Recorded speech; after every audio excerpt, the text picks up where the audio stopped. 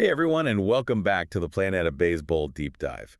This is where we really get into the nitty-gritty of the baseball world. That's right. And hey, if you haven't already, make sure you check out the Plandetta Baseball blog.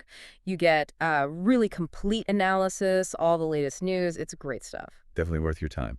And before we jump in, we got to give a huge shout out and thanks to Frank Perraro, that's at Frank Perraro on Twitter, from Planet of Baseball. Yeah, absolutely. He put together all the great material we're using for today's deep dive. Thanks, Frank. Totally. Because today, folks, we're diving headfirst into a really exciting day of baseball, Friday, April 18th. We're covering the big leagues, and we'll also touch on what happened down in the minors. Get ready for some offensive fireworks, some, really dominant pitching performances, and we'll definitely be looking at those rising prospects everyone's talking about. And like always, it's all based on the great articles over on the Planet of Baseball blog. All right, let's get into it. Let's start with the majors, and specifically that wild game at Wrigley Field between the Cubs and the Diamondbacks. What a slugfest. Oh, man. Wasn't it, you could call it an offensive festival? Just a total roller coaster. Kept you on the edge of your seat, for sure. Yeah, you had Carson Kelly for the D-backs, going off 2 homers, 5 RBIs. Just a huge night for him. Huge. And then for the Cubs, you can't forget Ian Happ's grand slam. That felt like a massive moment in the game. But it wasn't over, was it? Because just when you thought Arizona might have sealed it with that monumental comeback. Right. 10 runs in the top of the 8th. They go up 11-7. You're thinking, okay, that's got to be it. Exactly. A monumental comeback, is when a team's down big late in the game and somehow flips the script. But that's when things got really crazy. Because the Cubs just answered immediately.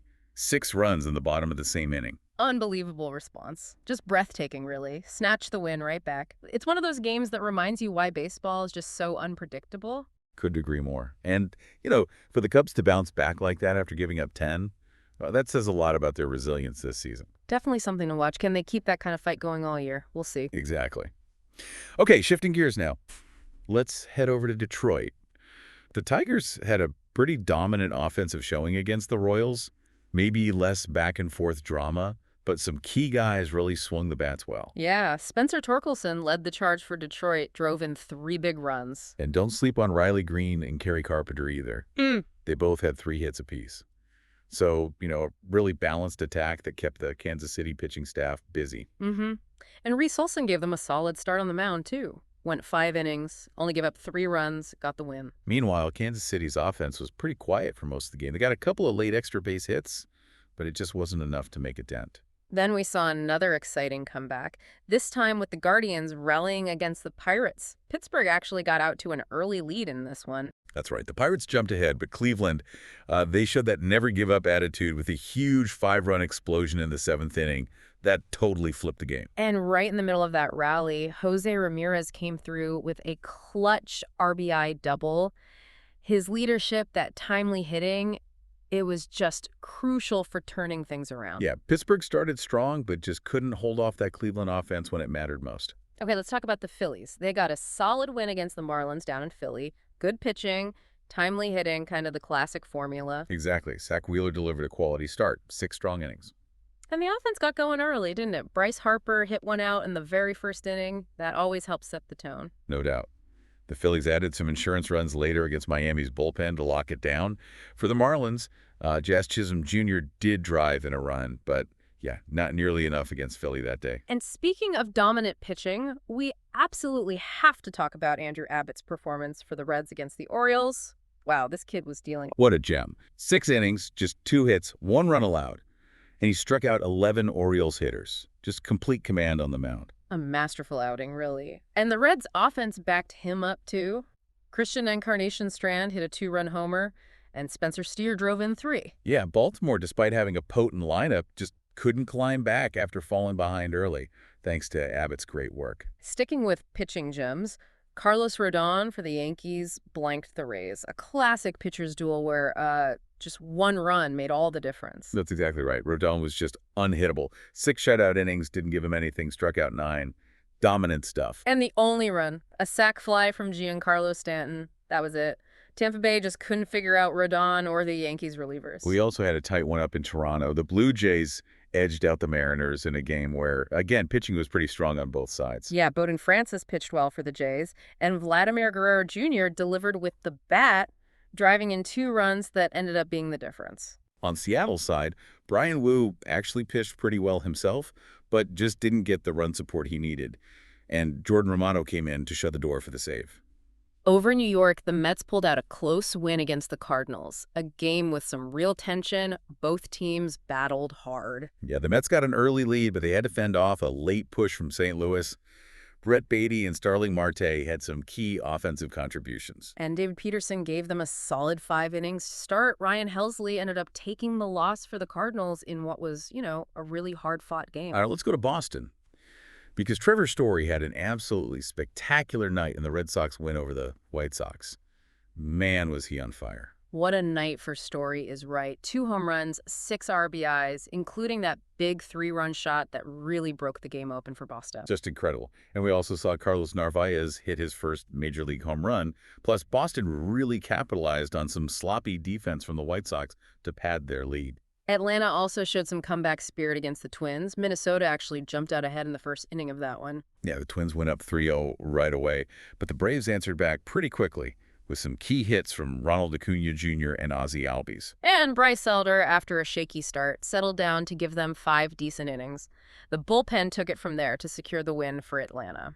Down in Texas, we witnessed a true pitching masterpiece from Yoshinobu Yamamoto in the Dodgers shutout win over the Rangers. This guy just keeps impressing. Just stunning stuff from Yamamoto. 7 shutout innings, only allowed 3 hits, struck out 8. Just dominant. Mookie Betts provided the offense with a solo homer. But the big story was Yamamoto completely shutting down that really powerful Rangers lineup. Silenced them. In Houston, Cam Smith was the hero of the game for the Astros against the Padres. A really memorable night for him at the plate. Absolutely. 2 homers, 4 RBIs for Smith. Just carried the offense. Ryan Gusto got the win after 5 innings. And Josh Hader came in and closed it out cleanly for the Stros. San Diego made a little noise late, but it wasn't enough to catch up. Up in Milwaukee, Freddie Peralta pitched the Brewers to a win over the Athletics. Another strong outing on the mound for him. Yeah, 6 innings, 9 strikeouts, just 1 run allowed. Great start by Peralta. And the offense gave him support. Christian Yelich and Willie Adams each drove in 2 runs. Oakland got a homer from Soderstrom, tried to make it interesting, but the Brewers held on for the win at home. And out in Anaheim, the Angels combined for a shutout against the Giants. Great work by their entire pitching staff, blanking San Francisco. Tyler Anderson started and pitched really well, and then the Angels bullpen kept the shutout going. Mike Trout drove in a run with a double. And Taylor Ward added another with the sac fly. Logan Webb actually pitched well for the Giants, but ended up with the tough luck loss. And finally, just to note that the Nationals-Rockies game scheduled for Denver was postponed due to bad weather. So, a bummer for the fans out there. Wow. So, yeah, what a day of baseball in the majors on April 18th. But the action didn't stop there, did it? The minor leagues also had some standout performances we should talk about. Prospects really showing their stuff. Absolutely. And the minor league player of the day, you got to give it to Roman Anthony from the Worcester Red Sox, Boston's AAA team. This kid had a dream day. Tell us about it. He went 2 for 4 with 2 home runs, won a grand slam, and drove in 5 runs for his team. Just spectacular. Yeah, an amazing performance. It pushed his OPS, which, is a great measure of overall offensive production, over 1.00 in just 15 games. I mean, this guy looks like a future star for the Red Sox. Big things expected. And he wasn't the only one lighting it up in the minors. We had some other really noteworthy performances, like Evan Ashenbeck from the Myrtle Beach Pelicans, the Cubs single-A team. Right. Pitched 5.2 scoreless innings, allowed 0 hits. Get this, he hasn't allowed an earned run all season. That's incredible. Also, Brendan Sprout for the Syracuse Mets AAA team tossed 6 shutout innings, just 3 hits, 6 strikeouts. That's his 2nd straight quality start. Makes you wonder how long until the Mets give him a call, right? Yeah, good question. Now, on the offensive side, Jacob Christian of the San Jose Giants single-A for the Giants drove in 6 runs, a career high for him. And his teammate down in Myrtle Beach, Cole Mathis, hit his first 2 professional home runs and drove in 4. Big steps for those young guys. Let's see. Kenny Sirwell, West Michigan Whitecaps, high A for the Tigers, 5 scoreless innings, 6 strikeouts. His ERA for the season is down to like .90. Just dominant. And how about Ricardo Hurtado? Lakeland Flying Tigers, Detroit's single-A team, had a great day, 2 for 4, homer, double, 2 RBIs. Another young talent making noise. Definitely. And we can't forget Spencer Jones, Somerset Patriots, Yankees Double-A. He hit 2 homers, giving him 4 on the season with an OPS over 1.000. And Jordan Lawlar for the Reno Aces, Arizona's Triple-A team, hit his 4th homer of the year, too. So, yeah, tons of exciting young talent really making waves down on the farm. Okay, so that was Friday. But the excitement doesn't stop. Let's quickly look ahead at some interesting matchups coming up on Saturday, April 19th, just to keep the baseball buzz going. For sure. And probably the most anticipated matchup, I think, for a lot of people is that pitching duel between Japan's Roki Sasaki going for the Dodgers against the veteran Nathan Eovaldi for the Rangers. That's going to be high-caliber stuff. Oh yeah, must-watch TV. We also get an interesting battle of young starters with Tarek Skubal for the Tigers facing Brady Singer of the Royals. And after that offensive explosion between the D-backs and Cubs on Friday, it'll be interesting to see if Zach Gallen for Arizona and Kyle Hendricks for Chicago can keep the bats quiet in their matchup. Good point. Plus, Kodai Senga is expected back for the Mets as they take on the Cardinals.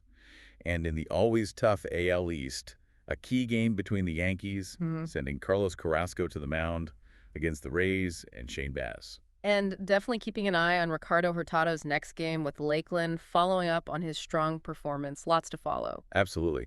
Baseball just gives us these fascinating stories and memorable performances every single day, from the big stage of the majors down to the passion in the minor leagues. And that's really been the goal of this deep dive, right? To give you, our listeners, a full, entertaining picture of what happened on the diamond. So one more time, we definitely invite you to visit the Planeta Baseball blog. Keep digging into those detailed analyses, the breaking news, everything surrounding this great game. You'll find tons more info there. Yeah, keep track of your favorite teams, your favorite players. It's all there. And maybe just a final thought to leave you with. With all this young talent coming up and these incredibly exciting games we're seeing, what other amazing stories is the rest of this season going to bring us? Makes you wonder, doesn't it? Keep exploring this fascinating baseball universe with us. Exactly. Until the next deep dive, everybody.